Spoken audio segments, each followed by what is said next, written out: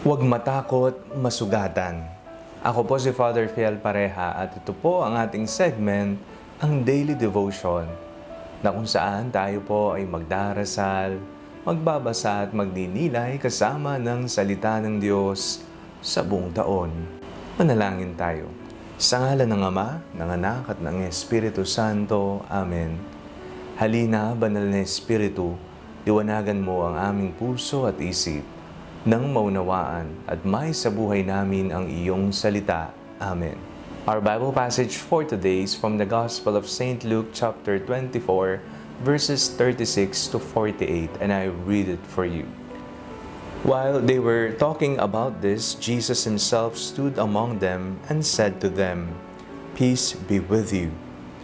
They were startled and terrified and thought that they were seeing a ghost. He said to them, "Why are you frightened? And why do doubts arise in your hearts? Look at my hands and my feet. See that it is I myself. Touch me and see, for a ghost doesn't have flesh and bones as you see that I have." And when he had said this, he showed them his hands and his feet. While in their joy they were disbelieving and still wondering, he said to them, "Have you anything here to eat?" They gave him a piece of broiled fish, and he took it and ate it in their presence. Then he said to them, "These are my words that I spoke to you while I was still with you, that everything written about me in the law of Moses, the prophets, and the Psalms must be fulfilled."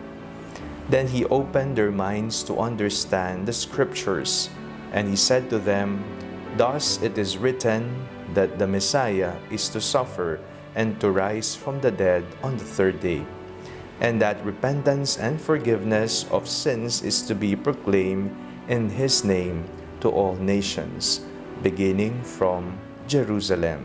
Anong pinakamasakit na karanasan ang naranasan mo na kinukonsidera mo itong mga sugat, mahapdi, kumikirot, nagdurugo? Mga panahon na kung saan iniyakan mo talaga. Isang sugat na kapag naaalala mo, kapag ito'y nabubuksan, nagiging sariwa, patuloy pa rin ang iyong pag-iyak. Bakit hanggang ngayon, hindi pa rin ito naghihilom? May iba't ibang uri ng sugat. Sugat na binigay ng iba, sinugatan ka, o kaya na may sugat na hatid ng paghihirap sa buhay, kalungkutan, depresyon, o kaya naman ng pakiramdam na wala nang nagmamahal sa iyo. Iniwan ka ng ibang tao. Anong pinakamalalim na sugat ang naranasan mo na? Tayo po ay nasa panahon pa rin ng muling pagkabuhay ng Panginoon. Tayo po'y nasa Easter pa. Hindi po nagtapos ang Easter noong Easter Sunday.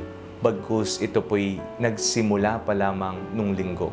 Isa pong paalala sa atin ng ating binasang ebanghelyo sa araw na ito na huwag matakot sa sugat. Sapagkat sa sugat ng Panginoong Jesucristo, dumaloy ang grasya ng Diyos. Sapagkat sa sugat ng Panginoon, tayong lahat ay naligtas. Sapagkat sa sugat ni Jesus, nakita natin ang dakilang pag-ibig ng Diyos. Atin pong mababasa sa Ebanghelyo, ang sabi, "And when he had said this, he showed them his hands and his feet."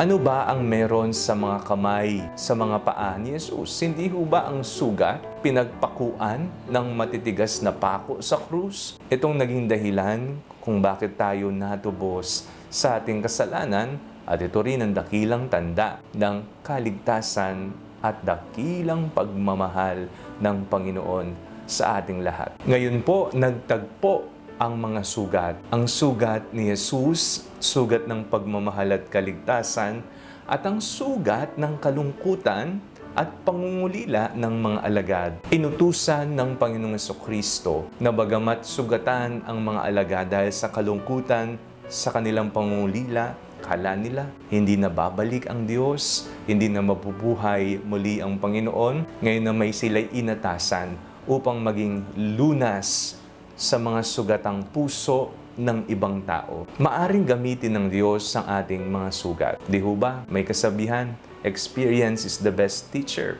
Kung ikaw ay nasugatan noon, huwag kang manahan sa sakit ng sugat. Bagkus tignan mo, paano ka magiging mas matatag at mabuting tao sa naranasan mong sugat sa iyong buhay. Gamitin mo ang lahat ng iyong naranasan at natutunan nang sa ganon sa iyong buhay, alam mo na ang gagawin. At nawa, ang iyong karanasan ay maibahagi rin sa iba. Katulad ng pag-atas ni Jesus sa mga alagad, maging lunas kayo. Ipahayag ninyo ang mabuting balita ng Panginoon na si Kristo ay muling nabuhay, na ang Panginoon ay maawain at mapagmahal.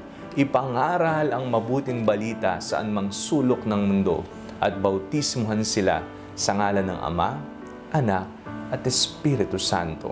Walang saysay ang iyong sugat kung mananahan ka sa pait at sakit. Bagkus ito lamang ay magkakaroon ng kahulugan kung makikita mo ang rason nito at ang aral nito. Manalangin tayo.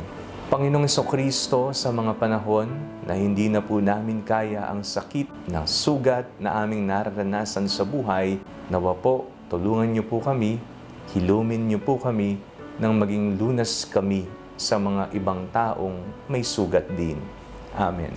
Sa ngalan ng Ama, ng Anak at ng Espiritu Santo. Amen. Huwag po ninyong kalimutang i-like ang video ito. Mag-comment po kayo and share it with your family and friends. Ang Panalangin Bago Matulog ay may sariling Facebook page na po. Huwag niyo pong kakalimutang mag-like at mag-follow dito, and do not forget to subscribe to our YouTube channel. I-click niyo lamang po ang link na nasa description ng video ito. O kaya naman po, just search Father Fiel Pareha. God bless you po.